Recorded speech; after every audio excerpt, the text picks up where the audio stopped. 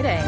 Alex Jones Show. Catherine Albrecht filling in for Alex. My last day here with you guys. What a delight to be part of the Alex Jones Freedom Empire making its way across the globe here. I've been hearing from people in New Zealand. I've been hearing from people across Europe. I've been hearing from people in South America. Amazing how this freedom message, we here in the U.S. think that we're kind of the epicenter of freedom. And I think in a lot of ways we are, especially if you're in a place like North Korea. You're probably looking out at the shining beacon of the U.S. But people are waking up to this message all over the globe, in large measure because of programs like this one, in large measure because of the Internet, which is enabling us to get this message out. And, I really think we have a brief window of time to do it, too, because you know that the globalists have their plan. The government would very much like to shut all of this down. No more of that conversing. I have this book on my floor-to-ceiling bookshelf of 20th century history, and it is all about the laws that were enacted in the Soviet Union. It's a really boring book. It's just page after page of legal. It's translated in English, but it was a Russian law book or a Soviet law book in the Cold War. And in there, do you know that the Soviets actually required, back in the day when they had mimeograph machines and they were first coming out with photocopiers, that you had to get a permit in order to make copies of just a piece of paper? I'm looking at that going, okay, well, that's some serious top-down control there, because they didn't want, in the same way that the British back in the days of the founding fathers of the U.S., they didn't want more than a couple of people gathering at a time. That's why that particular right is right there in the U.S. Constitution and the Bill of Rights. They don't want people getting together. They don't want people disseminating information. Because if they can control all the information, and of course in the Soviet Union, they controlled the newspapers, they controlled the radio, they controlled the television. They were it. You had your state-controlled media, and that was all there was. And they didn't want people even making mimeographed copies. Anybody old enough to remember in the 60s and 70s, those drum roller machines with the purple ink that would be all fuzzy? Your teacher would give you a handout, and it'd still be wet. It'd be like damp from the roller thing, and they had a particular smell about them. Well, in those days, I'm sure even for teachers to hand out worksheets to their students, they had to get literally a permit from the government. And as I look at what's going on today, I think, my gosh, it would be fun just to teleport Stalin just ever so briefly into the modern era and just watch his smoke come out of his ears and watch him absolutely flip out, because we've got the power beyond photocopies. My goodness, we've got the power to reach literally hundreds of millions of people, and I'm so glad we're doing it. All right, well, my name is Catherine Albrecht. If you're not familiar with my work, I'm the RFID lady. I've been working on the issue of consumer privacy, shopper privacy, and fighting against the encroachment of radio frequency ID devices, whether it's in products or, as we're going to be talking about this hour, in furniture, heaven forbid, or the worst case of all, on human beings or even in human beings. I'm going to be talking about that a little bit this hour as well. The RFID microchip is merging with the cell phone, is merging with the global brain, is merging with the Internet. It's all coming together.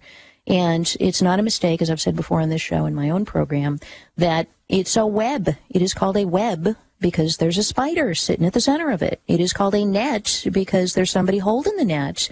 And you may think that you're in charge of a lot of this technology, and in a lot of ways we are. But when it comes right down to it, this net, this web, is not only going to be a place through which we can communicate with one another, but it's going to be a place through which this global thing is going to have its eyes and ears on all of us. All right, we'll be talking about that this hour, also opening up for your phone calls a little bit later this hour. Microchip markets, RFID technology that transmits via the human body. Yeah, that, and we've got a new Wall Street Journal article out about how companies are tracking their employees. All right, all that and more when we come back. One of the best ways to promote the Liberty message is not only by listening to Alex's show, but also by wearing shirts that promote the message. And as you can see right here on InfoWarsShop.com, we have this shirt right here. It says Tyrant, and it also has a message in the back. It says, "Come and take it." Here's another great t-shirt. Come and take it. We obviously know that the Second Amendment is under attack, and this is a great, subtle way to let the public know how you feel. We also have some great ladies shirts. You could see them right now. This one says Infowars.com. There's a lot of female fans of the show. And we also have a female shirt that promotes the Second Amendment. Contrary to what some people might think, there are many females that love themselves some guns. And this is another great shirt that you can get. It's a camouflage shirt with Infowars.com written across. And now you have a choice. Do you want to end the TSA or end the Fed? We also have this great Army-style t-shirt, and this shirt, as well as many others, are available at InfoWarsStore.com. And last but not least, may the truth be with you. Obviously a reference to the Star Wars film. All these shirts are available at InfoWarsStore.com. Hey, it is our town, it's our country, it's our planet, in case you hadn't noticed that lately, all you pond scum out there.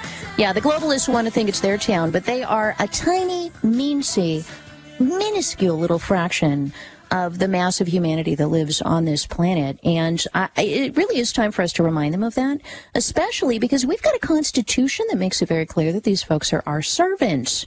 So I'm always pleased when I see that, at least on the local level, the local and the state level, that the people who are getting elected kind of still get that. You know, it hasn't gone totally to their heads in the way that it has on the federal level. And on my own radio program, this is, of course, the Alex Jones Show, and I'm Catherine Albrecht, filling in for Alex. I do my own radio show for 2 hours, Monday through Friday. And on Fridays, I always kind of try to dispel a little bit of the darkness that we've been looking at all week long. And I do a little thing called Good News Friday. Well, I want to give you just a couple of the good news stories, just a little preview of what I'm going to be talking about on my show, and I want to share some of the positive stories that are coming out. It's always good news when we have something positive going on. Well, let me tell you, the state of Ohio is considering a ban against traffic cameras. Wouldn't that be a good thing? You know, the idea that the state has its eyes on all of our cars is really disturbing. We know that not only can the traffic cameras now zoom in and see your face or determine whether you're, you know, grimacing or scowling or smiling as you sit there at the red light, they're also able now to do automatic license plate recognition in a lot of municipalities. And this is a big income source for these communities. Well, there's a court in Ohio that has said, no, you can't be doing this. Let me just read you the article here. This is out of WOhio TV. They say the days of red light and speed cameras at Ohio intersections could be numbered. A Hamilton County Court judge ruled Thursday, that would be yesterday, that a traffic camera ordinance in a little small village near Cincinnati cannot be enforced. Yeah, now this is interesting. Listen to the stats on this. You guys will die. All right, only 2,188 people live in Elmwood Place, Ohio, right? Just a little small town, 2,000 people approximately. But cameras have caught more than 20,000 drivers speeding through town in just the last, well, less than a year. They just installed these things in September of last year. So just a couple of months, 20,000 drivers getting tickets? You got to be kidding me. Well, what are they making off of this? $1.5 million since September of last year. October, November, December, that's like, what, 3 months? Wait, no, 3 months of 2012, 5 months worth? $1.5 million. You know why these guys are doing it. Yeah, in the decision, the judge said, well, not enough signage warning the motorists. They're not calibrating them. It's a for-profit company. A whole bunch of problems with this.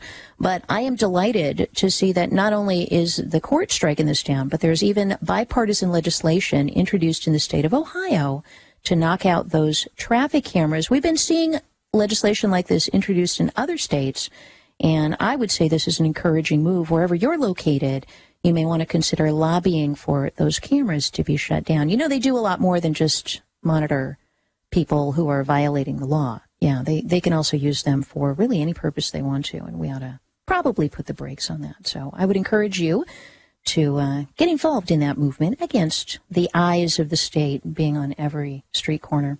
All right, the other bit of good news this week, I know it's kind of, I suppose it's good news. TSA allowing knives and golf clubs back on U.S. planes. I suppose it's good news because it's about time, isn't it? You know, like next they're going to tell us we're going to be allowed to, you know, have a conversation on the plane. It's pretty bad when they take away your rights and then they give them back to you piecemeal and we say, oh, thank you, government, sir. thank you that we're allowed to do something that, people have been doing for years and years before you took those rights away.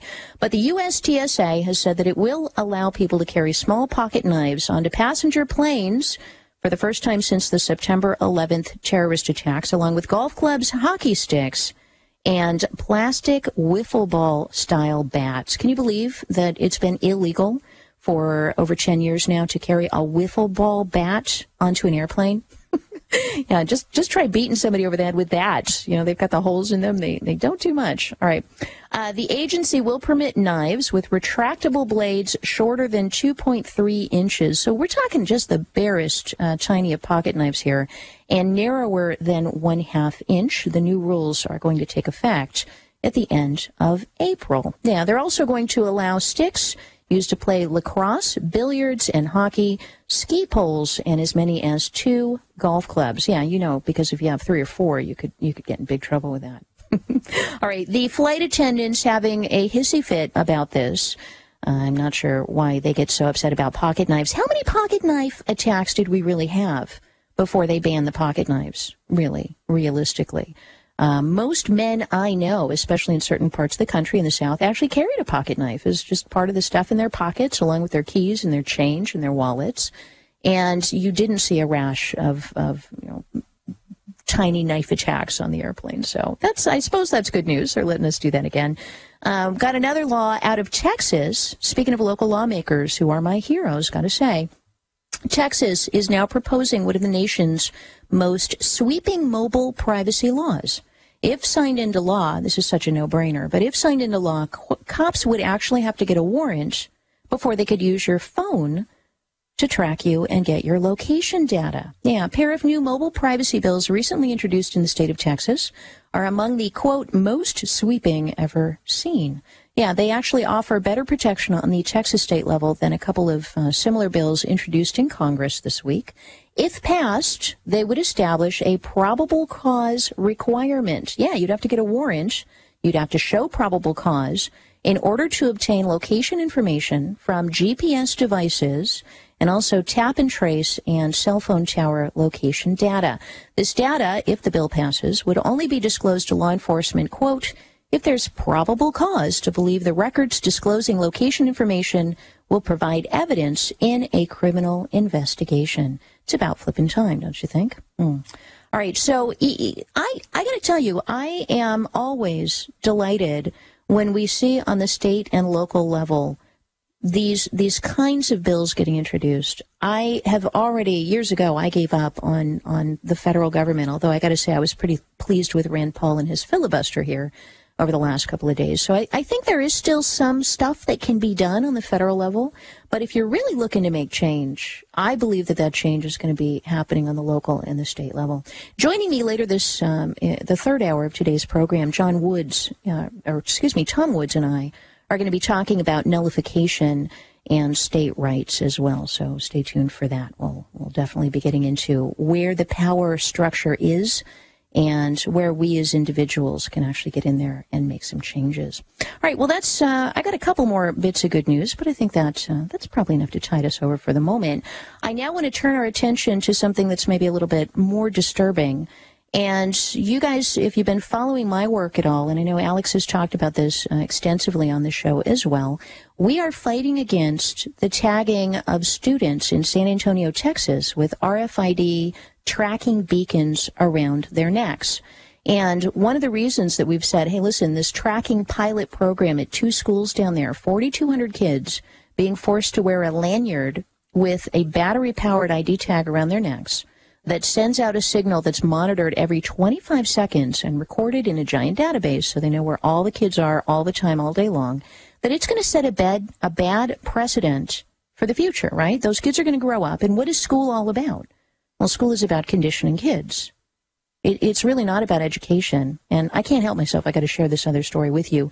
The other breaking news today, most New York City high school grads cannot read. Basic skills like reading, writing, and math need to be relearned.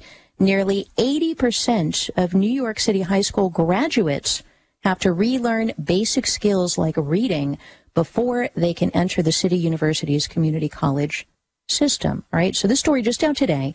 So let's clarify this, because my background is in education. I have a doctorate from Harvard University in education. This is what I do. It's what I've done my whole life.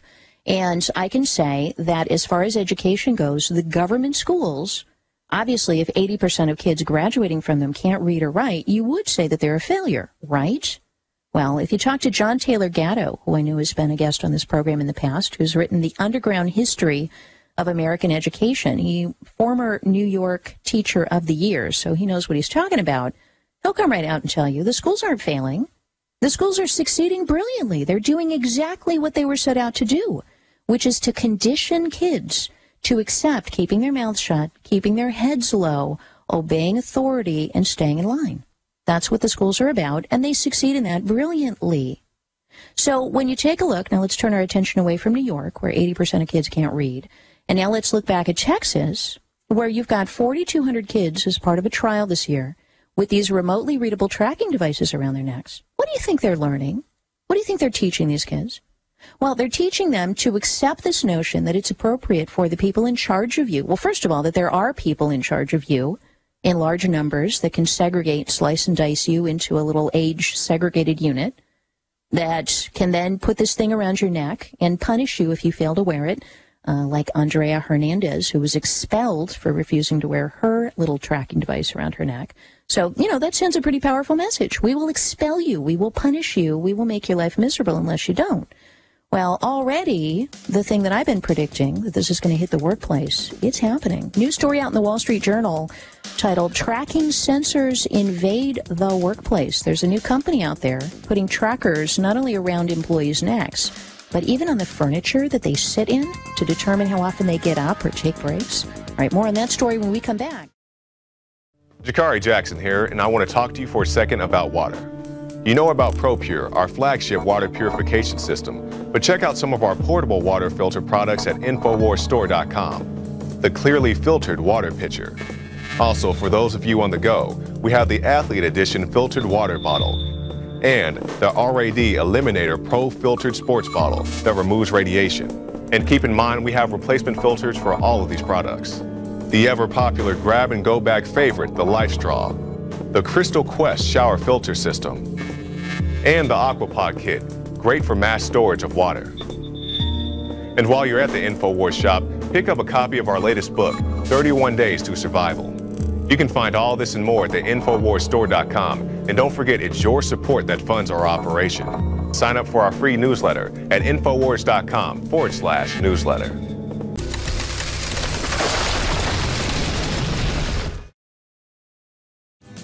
You're listening to The Alex Jones Show, of course, Infowars.com, PrisonPlanet.com.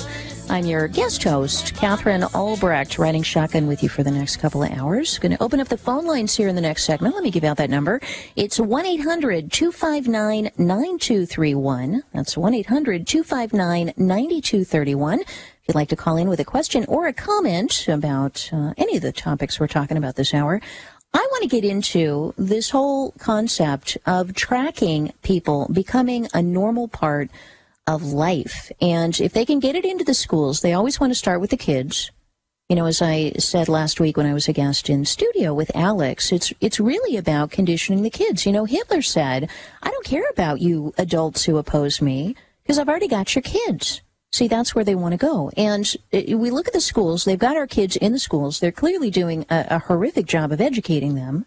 But that's not what the schools are about, at least not according to John Taylor Gatto. He says the schools are about conditioning compliant adult units to function in the economy and to take the boring factory jobs and to sit at a boring desk and work for until they're 65 and then take the government-issued retirement and just be good worker drones. That's what the schools are about.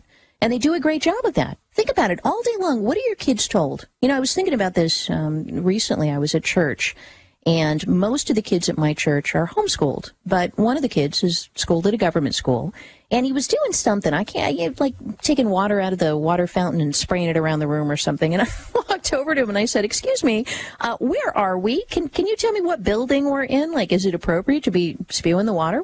Where are we?" And he just looked at me like a deer in the headlights. I wanted to say, well, we're at church. I was going to say, well, church is probably not a good place to be, doing what you're doing. But he just looked at me, and I realized I've tried several times to just even say hello or good morning or just have a little chat with this kid, and he never says anything. He's almost mute. And yet, he can sit there and plays video games. He's got a little thumb on the machine. And I got to thinking, why is it that kids nowadays, kids who are government schooled, don't look you in the eye and they can't carry on a conversation with you? Whereas homeschooled kids do. In fact, that's always the difference. You can tell the homeschooled kids because they look you in the eye. They can speak. They've got ideas. They interact. They go back and forth. But the government school kids, they just kind of shrink away and stare at you with these wide-eyed stares, or else they just look at the floor. And I realized, what's the reason? What is the message that they get from the time they get to class in the morning until the time they leave? Don't talk. Be quiet. Keep your voice down. Don't talk. Be quiet. All day long, they're told not to talk. So is it any surprise that we're creating an entire generation, an entire country, full of people who do not know how to even speak, much less speak up against wrongdoing, but literally even speak at all? I've heard about people going on dates, and they're literally like texting each other across the table from their little handheld devices rather than having actual conversations. So I think this ties in with this article out of the Wall Street Journal, the sensor tracking article. They're talking about furniture being outfitted with RFID receptor devices and also having these RFID devices around people's necks, right? This started at Bank of America. All right, let's see. Oh, by the way, we got a breaking news story. I gotta share this with you really quickly, and we're coming up on a break in a moment. But TSA screeners allow federal agent with fake bomb to pass through security at Newark Airport. That's breaking news out of the New York Post. We'll be posting that up on Infowars.com or Prison Planet. So you get the breaking news right first, right here on this radio program. This is the Alex Jones Show, of course. All right. Speaking of sensors, maybe that's what they're going to do with the airports now. Just outfit everybody with a sensor. Did you hear the proposal a couple of years ago to actually put cameras onto the seat backs so they could sit there and watch you on the airplane? Yeah, well, the only reason that didn't fly is excuse the pun, that didn't fly because the frequent flyers said, heck no, we're paying hundreds of bucks for these tickets, and that's the one place where we actually recognize that it's us you're going to be looking at rather than the terrorist. Well, Bank of America a couple of years ago wanted to study how people were interacting with one another, so they asked 90 workers to wear these badges, the same kind of thing they're using at the school down in San Antonio, to wear these badges with tiny sensors to record their movements, and get this, they could even record their conversations and their tone of voice in the conversations. My question for you, why in the heck would 90 people agree to do that? If your employer asked you voluntarily to wear a thing around your neck that would record your conversations, I really hope you'd say no thank you.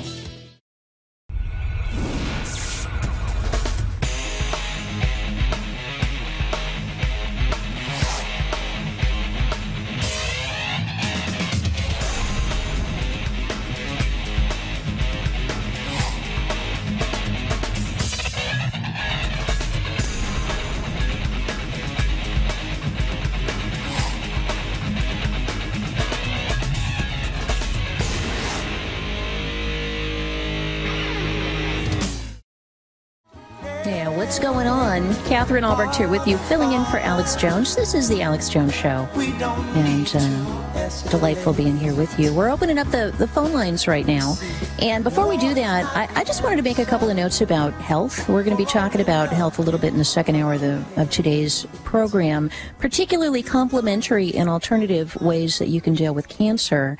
One of the things that's been kind of at the forefront of my life the last couple of years, as I've discussed on Alex Jones's show, and I think Alex was one of the first to break the story, I actually had stage 3C breast cancer, really nasty, locally advanced breast cancer.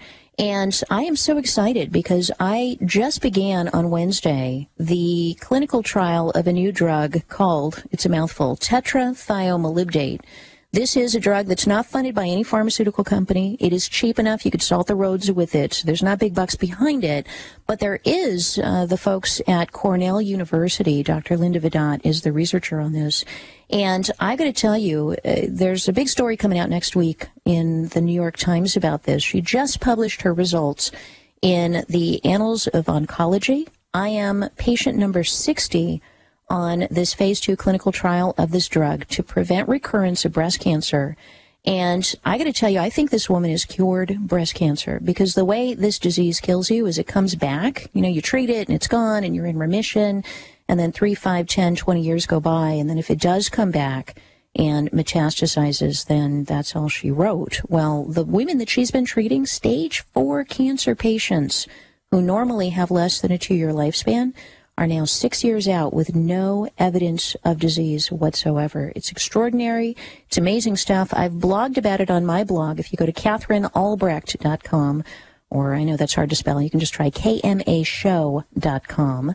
Click on the blog. You can see all the links right there. There are still spaces. I just spoke to her on Wednesday. She gave me permission to talk about it on the show before the New York Times article comes out next week. There are still spaces for a dozen more women on there. The key, though, is the women have to be stage 3 or stage 4 at high risk of breast cancer recurrence. They have to have no evidence of disease, in other words, no active tumors. And I believe she's taking stage 2 triple negative breast cancer patients. So you heard it first here. You're going to be hearing it in the New York Times next week. And when that hits, I got to say, I'm so excited. I am patient number 60 on that trial. No side effects as far as we can tell, other than preventing the cancer from coming back. Sounds mighty good to me. All right, I do want to get back to the phone lines here. Also want to remind you that InfoWars Shop is where you can go to get all your InfoWars gear. And also, please make a point of supporting the sponsors here on this radio program. And finally, speaking of health, Alex is in great health. I in no way believe that he has taken this week to do anything other than wrestle cactuses with his bare hands, I think was the email that came in earlier this week. So Alex is in absolutely fabulous health. I got to visit with him last week, and we just want to keep him that way. So I am glad that he is able to get just a little bit of a break. I know it can be a lot of work running the huge InfoWars empire. So when he comes back, I know he's going to be tan, rested, and ready to take on the New World Order. And I know you guys are helping him do that, so keep it up. All right, phone lines are open, 1-800-259-9231. Let's go to Noel, listening in Illinois. Hello. Yes, hello. Big fan of your work, Catherine. I was watching the cybersecurity hearing yesterday, the Senate hearing, and it just got me thinking again, knowing that we could be looming on the last days of freedom on the Internet. I'm a big fan of StartPage.com. I use it a lot during my investigative reporting work to look up some documents away from Google.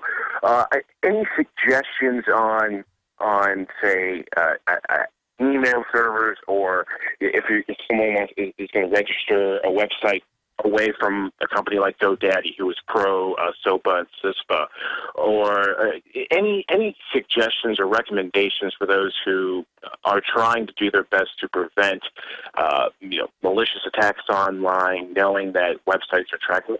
What are ways that we could prevent ourselves online? You know, it's tough stuff. I've actually done a couple of interviews with the folks behind Tor, the onion router, which is probably, for the really hardcore folks who really want to restrict their kind of create a buffer between themselves and the actual Internet. You can also use proxy servers. StartPage has a proxy server built in. A lot of people don't realize that when you search with StartPage, the private search engine that searches Google for you, but then strips out all the details and erases all records of your visit that I helped to create. So full disclosure there.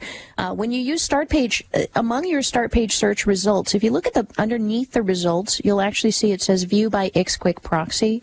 And if you just want to visit a website privately, and I frequently do this if I'm visiting like the National Institutes of Health, looking up cancer research, for example, because I don't particularly want to send them my personal information or pick up one of their tracking cookies.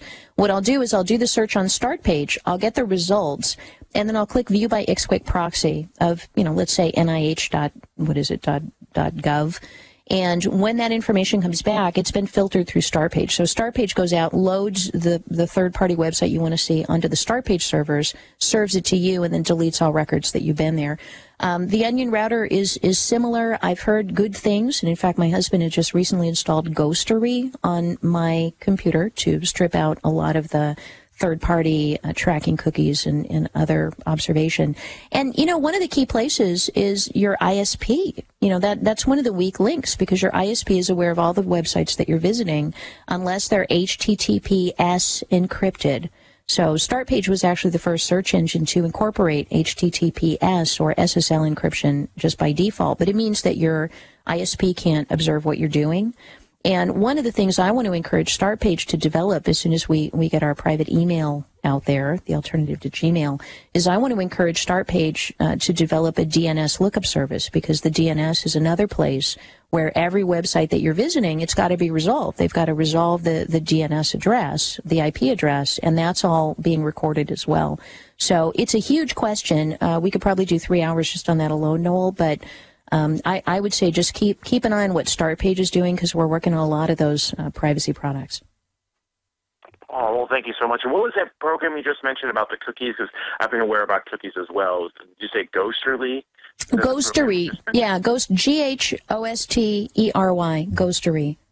And I haven't sat down, I've been in a whirlwind lately, so I have not sat down to do the full top-to-bottom review, but my husband has, and he thought it was good enough to put it on our office computers and our home computers. So that's and it's been kind of cool, because I get less garbage.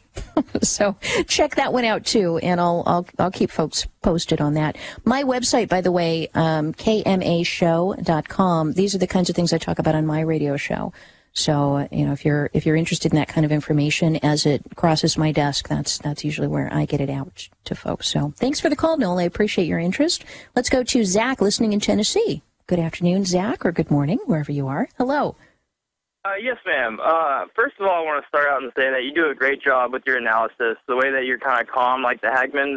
I think a lot of people like Alex's style, like I do, because they're either football players or military, but for a lot of the women and people who aren't awake yet, I think your style is really good. And I was going to ask you. Yes, ma'am. Did you hear Mike Adams a couple weeks ago on Alex Jones? He was talking about, you know, it'll be amazing if we can even survive the next 50 years. And then I heard you talking to Alex about Ray Kurzweil. I didn't know if you saw the Sunday, February 24th edition of Coast to Coast AM, but he was on there, and they were talking about, you know, having these chips that were the size of blood cells by the time 2030, rolls around. And so, I mean, that's only 17 years off. So that kind of correlates with what Mike Adams said about surviving the next 50 years. And I didn't know. It depends on what you mean. Yeah, it depends on what you mean by surviving, because I think everybody feels like we're really starting to move very quickly in a particular direction. And Ray Kurzweil is interesting because his book, The Singularity, it starts off, even if you don't read the whole book, if you can just read the first chapter, it starts off talking about what an exponential growth curve looks like. And for people who aren't mathematically inclined, it essentially means that for us to double the amount of technology we had back in, 5,000 BC, took like 1,000 years or 3,000, whatever. And then to double it begins doubling in shorter and shorter increments of time. So all of the technology, I'm making these numbers up, but like between 1800 and 1900, you had a doubling. And now you're having this doubling literally within a matter of weeks or even days, where we are absolutely at this exponential fast pace. And his whole theory here about the singularity is that it is going to begin increasing at a rate that we humanly can't keep track of, and that we will actually have to incorporate the computer network inside of our own brains or chips in our brains to even keep track of the pace of technological change. And that at some point, you talk about survival, at some point we will dump what he refers to, I'll paraphrase here, but basically these meat packages that we walk around in called bodies, and we will upload ourselves into this gigantic virtual matrix that's this computer network. And once we're in that, it won't matter if the Earth becomes too polluted to live on, because we will all just be bits and bytes in some vast, giant computerized brain. Now, what I think is so interesting about that is that it pretty much does correspond to what the Bible talks about as well in the book of Revelation, that there's going to be a time when everything is going to become numerical. We're going to have these numbers in our right hands or our foreheads. And when we take that, or when we bow down to that, when we become a part of that, when we worship that, that's pretty much all she wrote. at least in terms of, your ability to ever come in contact with God, to say the least. And I think the two are one and the same. I really do. I believe that this whole notion of uploading yourself for safekeeping or immortality into the computer system is going to be a form of handing your soul, literally removing your soul from your body and handing it over to this thing we're building. And the thing we're building, I think, as I mentioned on Alex's show last week, I think what we're building is the body of the beast. I think we're actually building the thing that this dark spirit is going to inhabit. So, yeah, the future, I don't know. People say, is it coming tomorrow? When's it all going to end? And I say, we really don't know. We don't. It could be thousands of years. It could be, a handful of years. But I will say this, we are the first generation to ever live on planet Earth that has the ability to implement the mark of the beast. And that's happened since I became an activist in 1999. I have watched it happen just in the last 12, 13 years that we have that ability. So it's happening really quickly. I'm with you there. The way he was trying to sell it is that your brain can only take in, like you said, like 300 million items of information, and after that you have to archive and dismiss it. So he was basically saying that by, taking these blood cell size chips that, like you said, it's just like if you rewatch The Matrix, how they upload into The Matrix and get all these programs and software. But if you look at The Matrix, then at that point, are you even human anymore? Ray Kurzweil, and there's another guy named Peter Cochrane, Cochrane. He has a blog. He's with British Telecom. He's kind of the Ray Kurzweil of England.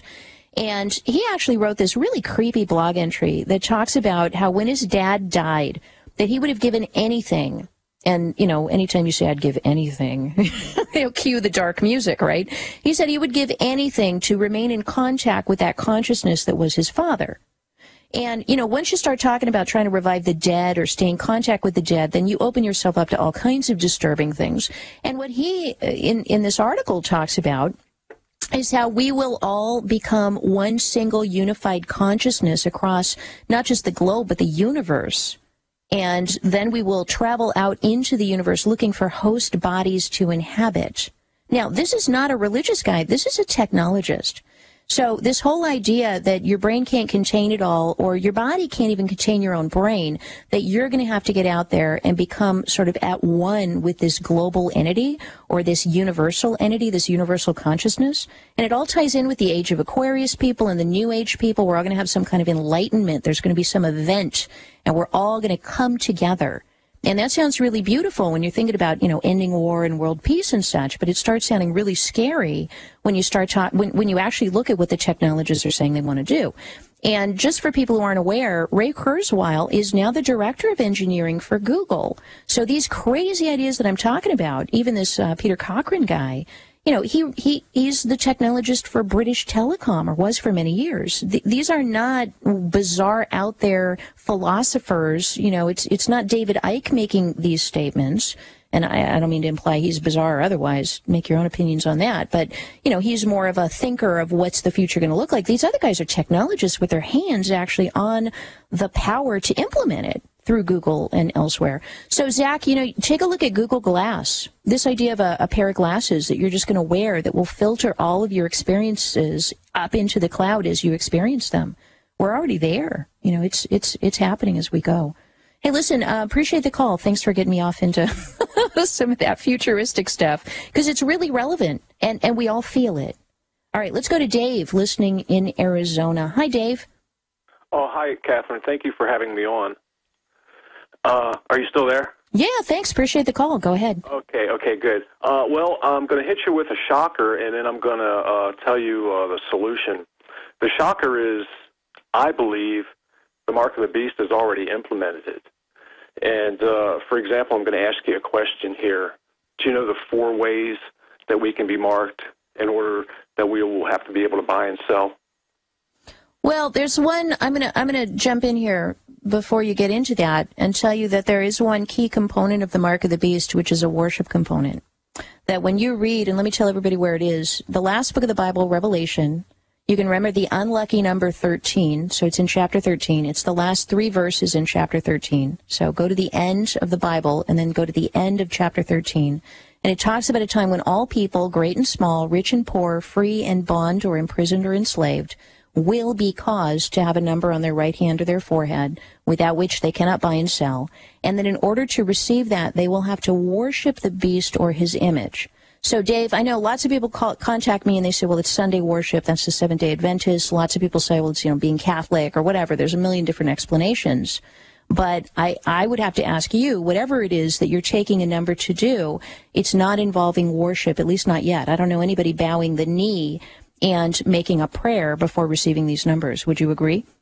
Okay, let me finish this now. Okay, if you go to Deuteronomy, the Lord asked his people to put his commandments in their frontlets, which is between the eyes. It's in the pineal gland. And he also said, bear them as a sign upon thine hand. What that means is we know the 10 Commandments, right? And we do the 10 Commandments so that people can see us following the 10 Commandments. When we do something that we obey God. Well, I'm trying to tie this in, and we're about to come up on a break here in just a second, so I wanted to give you a chance. How does this tie in with the mark? Okay, the mark of the beast is we also have to have the name or the number. Okay, do you say that you are a U.S. citizen on your taxes? Yeah, but there's no worship there, Dave. That's where, well, I'll tell you what, drop me an email, kma@spychips.com. I'd love to talk to you further about this. Drop me an email. That's the best way to reach me, or call into my show. Hi, this is Mike Adams, the Health Ranger, with some news about some new additions to the InfoWars store. You know, good health is freedom. When you're healthy, you're not a slave to the medical system. Everything works well, your brain, your body, even your spirit.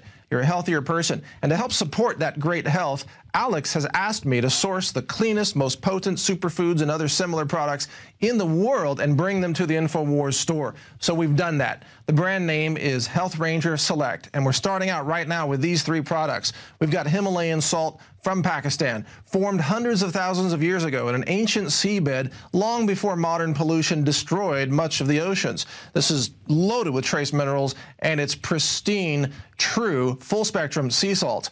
We've also got Natural Attitude Turmeric. It's an extract of turmeric, very potent, tastes great, alcohol-free.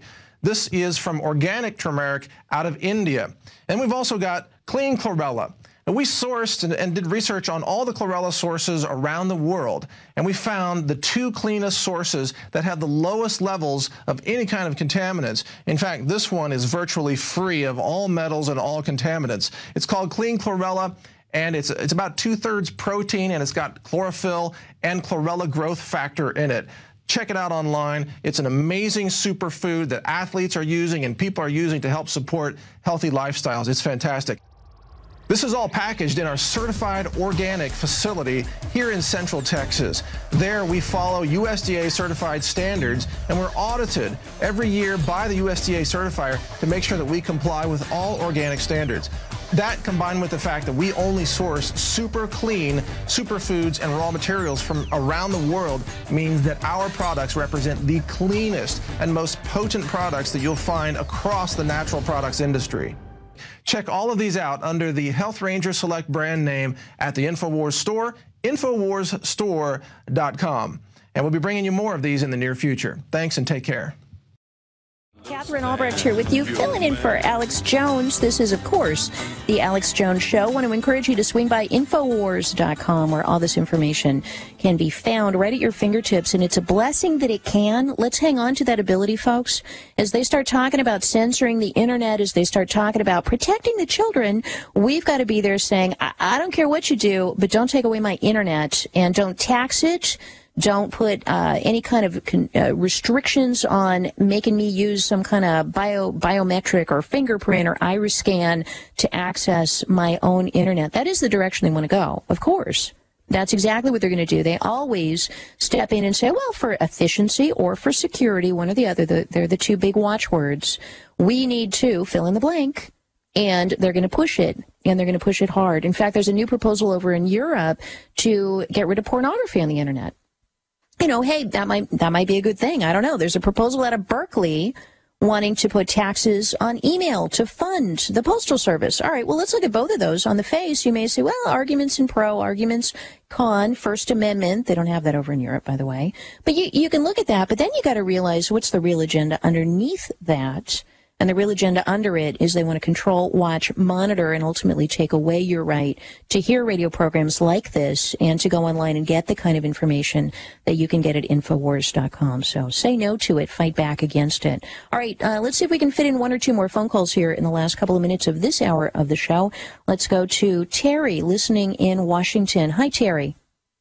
Gary, how you doing? Good. Go right ahead. Hey, you've got to admit that after September 11th, the world as we know it is changed. I would right? say absolutely. And a bunch of us, including Alex, we were predicting this long before September 11th happened, that there was a plan afoot to have some major event occur that would enable them to take away our freedoms. So it's unfolding just the way we thought it would. We just didn't know what the event was going to be. So yeah, I'm totally with you. September 11th changed a lot. Go ahead. And the TSA just made the biggest, stupid mistake they ever made. How so? To allow knives on the planes. Knives is what took the planes down. Do you really believe that? Because I got to tell you, when I go on the plane, and I just want to say this, Terry, I carry a purse with me. My purse has like underwire in it. In fact, my bra has underwire in it, or at least did before I got breast cancer. You know, I could sharpen that into a knife. I mean, if you want to take a knife on the plane, there's 1,001 ways that you could take a sharpened metal object onto the plane. The fact that we're not seeing planes falling out of the sky left and right is, to my mind, evidence of exactly what Bruce Schneier, security expert, talks about in his new book. There really isn't a threat out there.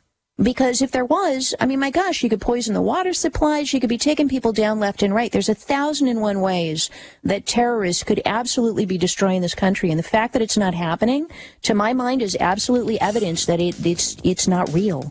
It isn't. I mean, I could take my barrette and gouge your eye out. I could take a pencil out of my purse and jab it into your jugular vein. All right, we're coming up on a break. So sorry. This program always comes to a very quick end at that first hour. But when I come back on the other end, we're going to talk cancer treatments, alternative complementary medicine with John Saline. Stay tuned. This is The Alex Jones Show. We'll be right back. It is The Alex Jones Show. I'm your guest host, Dr. Catherine Albrecht. So glad to be here with you. Alex is out, I don't know, wrestling wild boars with penknives, shooting off his .50 caliber rifle. I don't know how he's blowing off steam, but I'm glad he's getting a little bit of a break. He will be back with you again first thing Monday morning, leading the resistance yet again. Tan, rested, and ready. He is in great shape, reporting in, saying he's having a blast out there doing whatever it is he's doing while we hold the fort down for his return. All right, we do have a full bank of phone calls, and before we get into our topic of this hour, I do want to see if we can bring just a couple of them up. Callers, do me a favor and see if you can get to your point quickly. Let's go to Chris, listening in New Mexico. Hey, Chris. Hello, Catherine. Hi there. What's on your mind? Yes. Yeah, I just wanted to hopefully attempt to dispel a persistent myth in reference to the 2 billion rounds of ammunition purchased by DHS. All right. Well, it is, of course, concerning that they purchased that quantity. I wanted to just basically explain that since before September 11, DHS, as well as what was previously INS and some other agencies, do indeed use hollow point rounds for target practice. Essentially, is this where they're shooting at the kids and the grandmas in the target practice? Yeah, I think that's more of a recent thing, but that was a little creepy. Yeah. Yeah. Well, let me ask you this. Let me ask you this, Chris, and I don't know if you work for DHS or where you have this information, but what is it that DHS needs to be shooting at? I ask you. If they're out there doing target practice with hollow point bullets, first of all, those suckers are not things you would ever want to aim at a human being unless you were really up against a pretty hardcore enemy. What are they looking at? Billions? This is enough ammunition to kill every single one of us in America multiple times over. You can't even shoot that much ammo at a target. So who's the enemy that they're going to need to shoot with this stuff?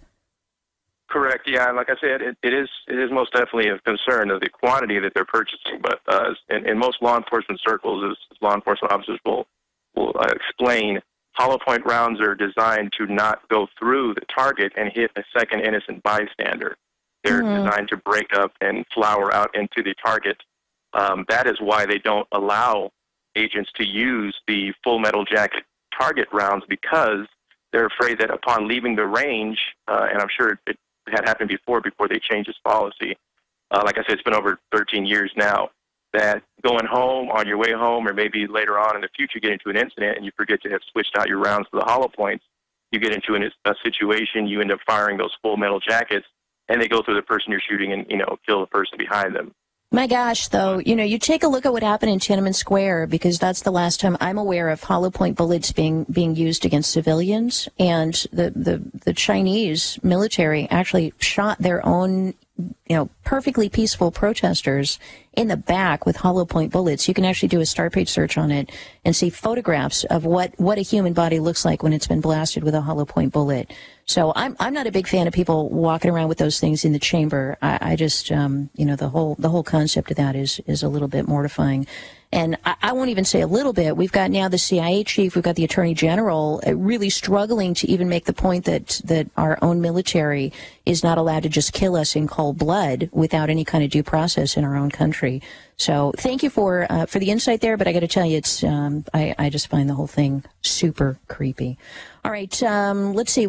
I want to apologize to Ryan, Dan, and Scarfy. Looks like we're probably not going to get to all of these phone calls just because we're coming up on a break here. This is the very short segment as we go into the second hour of the program. I want to let you know that my guest this hour is going to be John Saline. We're going to be talking about complementary treatments that can help you get through cancer treatment and more, boost your immune system, keep you healthy. And believe me, I know of what I speak because I've been down that road before. All right, this is the Alex Jones Show.